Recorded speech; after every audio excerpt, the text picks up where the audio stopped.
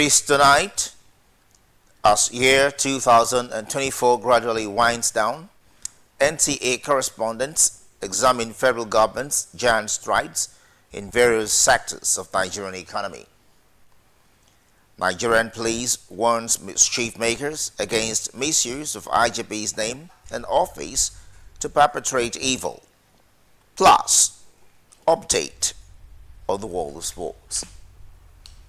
Good evening and thank you for joining us on NTA Abeokuta Channel 12 News. My name is Anyala Balogo.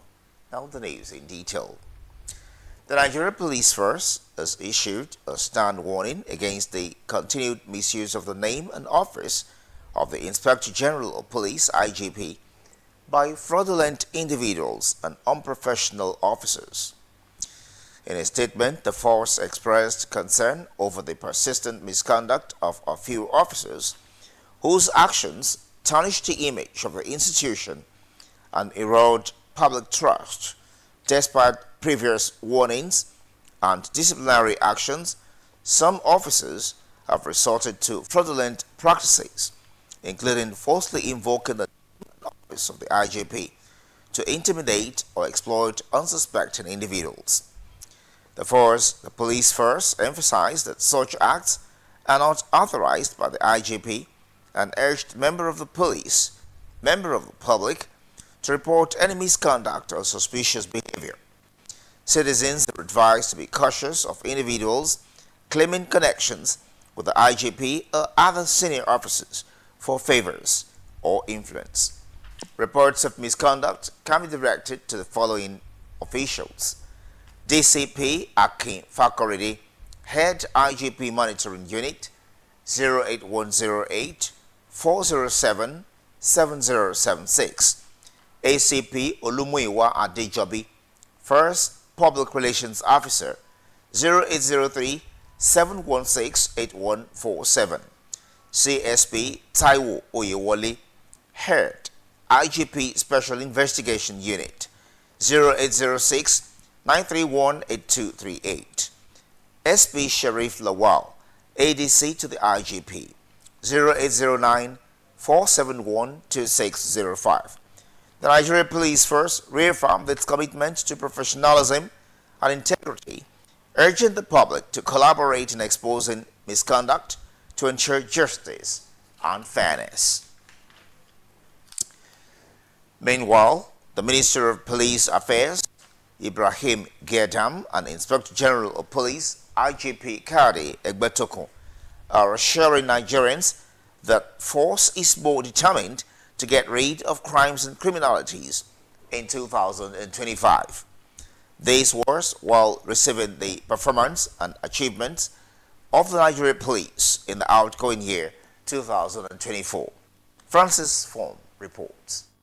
My focus is to steer the ship of the police ecosystem to embrace innovations and new ideas that enable the police to adapt to the ever-changing landscape.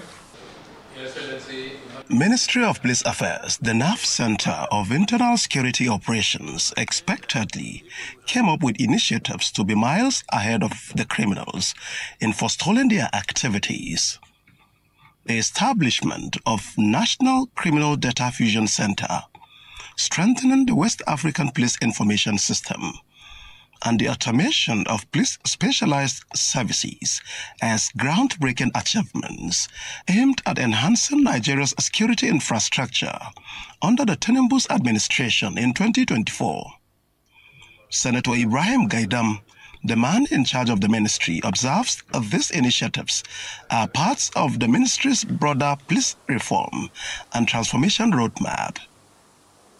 The center will provide an avenue where relevant law enforcement agencies work together to pool criminal data, analyze and disseminate key criminal intelligence products to support internal security operations. The launch of the Special Intervention Squad, enhanced deployment of tactical units, construction of modern divisional police headquarters, and the recruitment of 30,000 police constables are major steps towards achieving sustainable security. President Tinubu's plan to recruit 30,000 constables annually over the next 4 years is a transformative agenda aimed at increasing the police to citizen ratio in line with global standards. This ambitious target is designed to strengthen community policing, ensure quicker response times, and enhance intelligence-driven policing across the nation. The total number of arrests in the year. Meanwhile, the Inspector General of Police Kayode Egbetokun at the Strategic Managers Conference in Abuja revealed that the force has successfully arrested 30,313 suspects for various offences and recovered 1,984 assorted firearms and 23,250 rounds of ammunition, and rescued 1,581 kidnapped victims in 2024. 1,438 stolen vehicles. Let them not lose hope. We take care of their welfare as and when due, and we send them to various forms of trainings in and outside of the country so that they should be able to perform better. When the Special Advisor to the President on Policy Coordination, Hadiza Bala Usman, visited the ministry for assessment of how the Tinubu's administration has fared in implementing key deliverables, she commended the ministry for resolving 100% of complaints through the Police Complaints Response Unit and breaking barriers to police recruitments. We also encourage for citizen engagement. That citizen engagement is important because the president is keen for citizens to be aware of what his ministries are doing. However, she urged the Nigeria police to address challenges in reclaiming communities from insurgents, build trust with locals, and ensure effective policing in vulnerable areas to ensure gains made in internal security. Francis from NTA News. In related development, Ogun State House of Assembly has called on relevant agencies and stakeholders in charge of palliative and other public-spirited individuals interested in giving back to the people to always put in place effective crowd-controlling mechanism to forestall stampede that could put the lives of the people in danger or harm. The Speaker of the House, Oludaisi Elemide, gave the charge while responding to a matter of public urgent importance raised by the minority leader, Lukman Adeleye. Yemi Danemo completes the report. The minority leader of the House, Lukman Adeleye, who raised the issue of recent stampede recorded in some parts of the country, on the floor of the House notes that the incidences are lesson that every good-spirited Nigerian should consider putting in place an effective mechanism to control the crowd who might come out to benefit from their good gestures. He said, as the representatives of the people, the Assembly had a duty to put together regulation to prevent stampede during distribution of palliatives or while giving back to the needy in the society. So, Mr. Speaker, as a representative of the people and as a state, I think we must, it's high time to start preempting and then putting in place measures and regulations that will not allow this to happen in our own state. The Speaker of the House, Oludaisi Elemide, assured that the House will soon put together a legislation that will streamline events that require crowds to prevent such occurrence in Ogun State. He charged relevant authorities and stakeholders in crowd management to be more proactive in handling crowd in the state to prevent any form of stampede. An issue that should be given urgent public attention. Pending the time we put up the full motion, which may even lead to the enactment of a law on things like this. Once again, commiserate with the families that lost their loved ones. The Speaker urged ministries of Culture and Tourism, Environment and the local government councils across the state to put measures in place to avert any form of stampede and advocate the establishment of a task force that will be in charge of any events requiring crowd control and permits for effective management of crowd in Ogun State. In Abeokuta, Yemi Dalemo, NTA News. As the year 2024 gradually winds down, with the mass movement of Nigerians traveling to be with their loved ones for Yuletide, the Federal Road Safety Corps Ogun State Command is intensifying measures to ensure accident-free journeys for travelers. Yemi Dalemo has details of the statistics of road crashes so far and the 30-day end-of-the-year special operations of FRSC in Ogun State. Out of the 671 road crashes recorded in Ogun State between January and November 2024, 224 passengers died, while others sustained various degrees of injuries, while attributing some of the accidents to the inability of passengers to speak up against errant drivers. The Federal Road Safety Corps urges the motoring public to always speak up against dangerous driving and other acts of drivers posing a threat to safety on the road. We should all speak up against road traffic crashes, dangerous driving. We should not be passive. We should not be on the side of drivers that are conveying us to early grave. To ensure reduction in the number of road crashes during the Yuletide, FRSC Ogun Sector Commander Akinwumi Fashakin notes that the number of personnel of the command manning the critical corridors have been doubled with mandates of ensuring safe and smooth driving. We have envisaged increase in number of vehicular activities, especially outward Lagos. Where we are recording high volume of traffic now is along Shagam, Ijebu axis, because of people going to the east. I can assure you that our men are on ground and we are on top of the situation. And we've not had issue of traffic gridlock because we've deployed enough tow truck. The sector commander notes that palliative work along the failed portions of Shagamu-Ijebu-Ode-Ore Expressway has greatly complemented the efforts of the Corps in managing the huge number of vehicular movements being witnessed during this Yuletide. In Abeokuta, Yemi Dalemo, NTA News. In a landmark effort to harness Nigeria's vast maritime potential, the present administration established the Ministry of Marine and Blue Economy in August 2023. Tasked with developing the country's marine and blue economy, tackling core maritime issues and unlocking the sector's potential, the new ministry is poised to drive economic growth and development. Vivian Ezeiada CFA takes a closer look at the ministry's activities and initiatives in line with President Tinubu's vision. Adebwinga Oyetola, who has been driving the ministry's efforts to revolutionize the marine sector. The key focus area is the development of the national policy on marine and blue economy, a comprehensive framework designed to tackle challenges and unlock the sector's potential.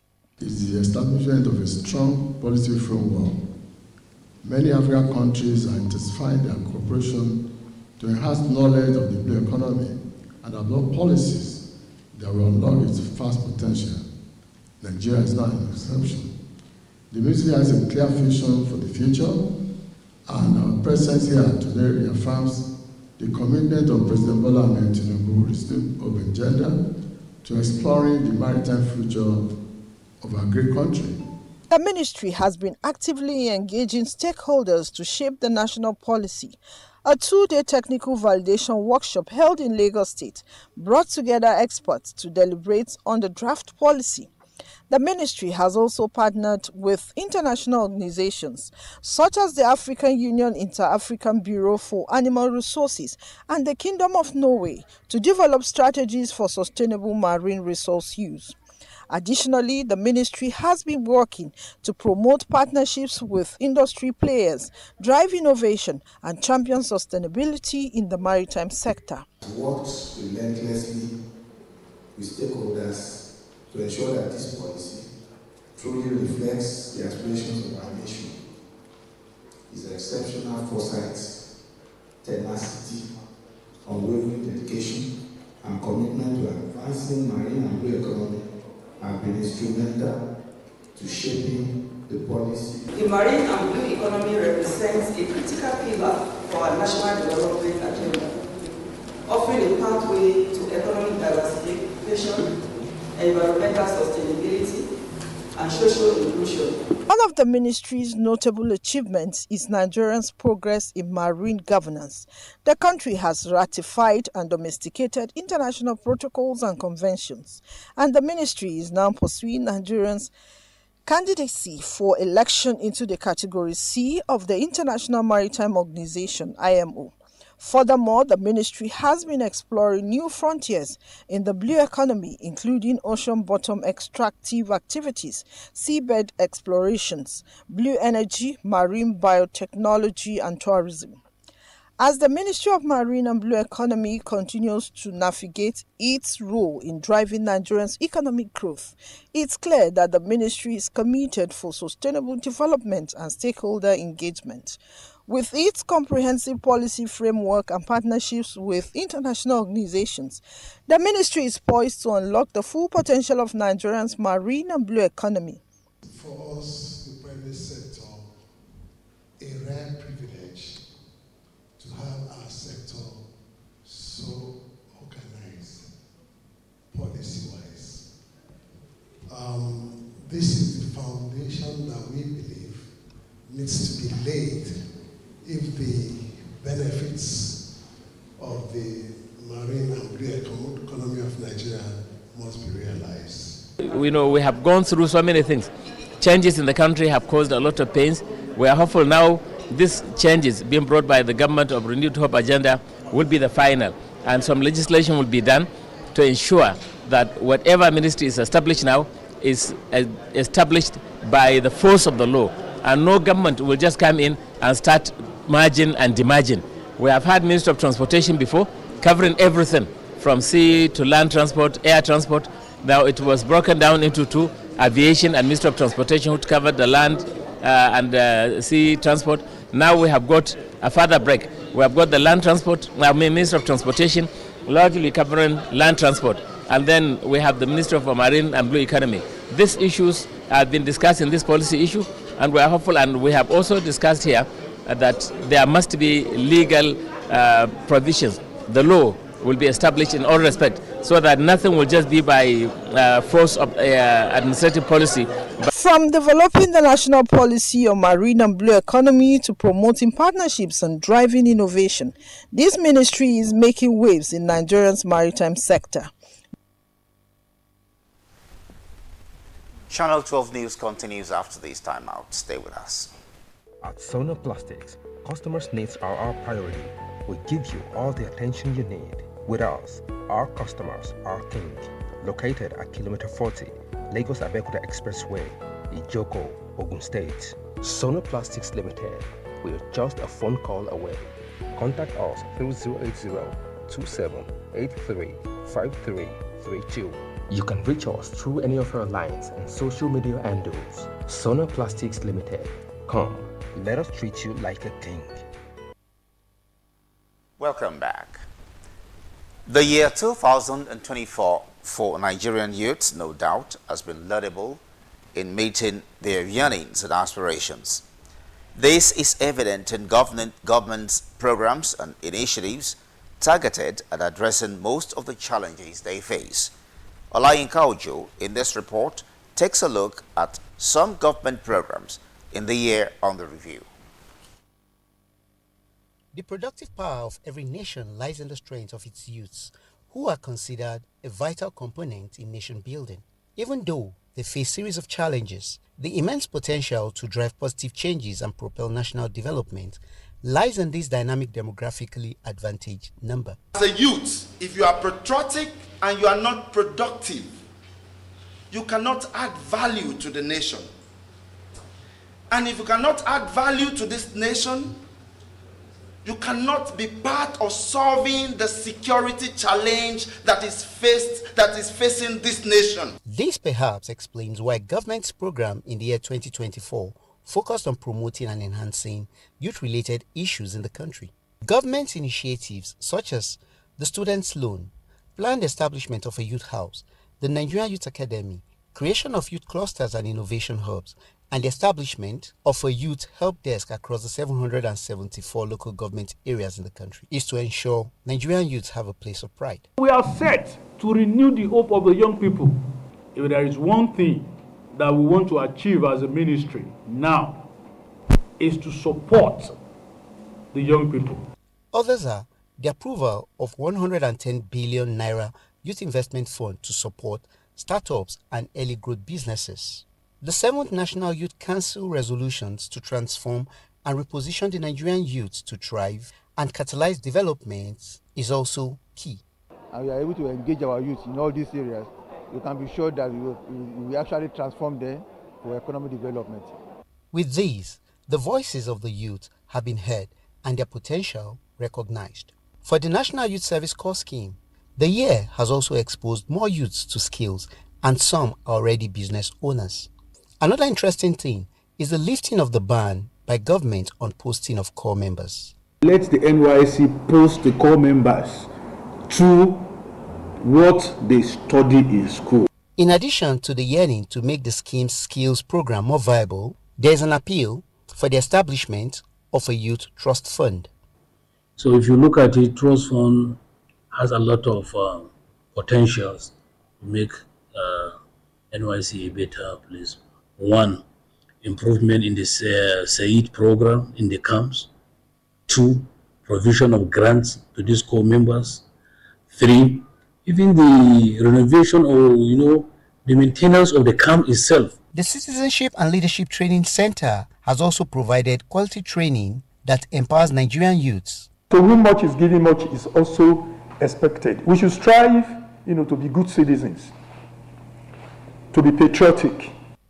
With all of these in place, and Nigerian youths taking advantage of government's programs, stakeholders believe that the year 2025 promises to be even better for Nigerian youths. Olayinka Ojo, NTA News. As the year 2024 is winding down, the federal government is promising of consolidating on its successes in the construction of more roads in 2025, in line with its urban renewal programs of Renewed Hope Agenda.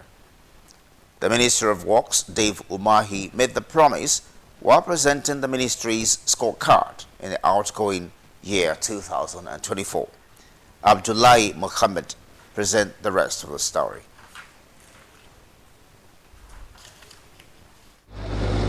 I do not accept this. This your Tolling Plaza roof is what you don't see this one in China. So why do you come to put this for us? Okay?